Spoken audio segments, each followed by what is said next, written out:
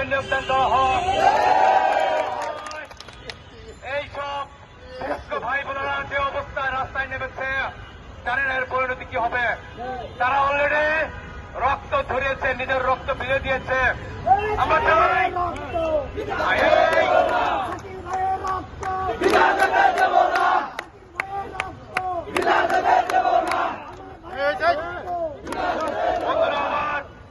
আপনারা জানেন এই কার্যক্রমটা বিগত স্বৈরাচার আওয়ামী লীগের সময় এই নিয়মটা চালু করেছে।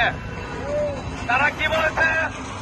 তাদের নিজস্ব লোকেরা তাদের দলের লোক দিয়ে টেন্ডার করিয়ে তাদের মাধ্যমে এই শিক্ষিত ছেলেদেরকে দাসের মতো হারানোর জন্য সে আইন করেছে। আমরা চাই অবিলম্বে, অলরেডি তিতাস গেছে কিন্তু এখন আউটসোর্স দিয়ে হচ্ছে না। সব ক্ষেত্রেই আমি কথা বলেছি, প্রত্যেকটা আমাদের পেট্রোল নিয়ন্ত্রিত প্রত্যেকটা অফিসে কেন্দ্রের সাথে আমার কথা হয়েছে। আপনাদের কোন ব্যাপারে চাকরিচ্যুত করা হোক, ওখানে যে সিবিআই নেতৃবৃন্দ আছে আমাকে বলেছে কোন কর্মচারী ভাই বোনদের কোন রকম কোন ঝামেলা হলে তার দায়িত্ব তারা নেবে। আপনারা নিয়ম শৃঙ্খলভাবে আপনাদের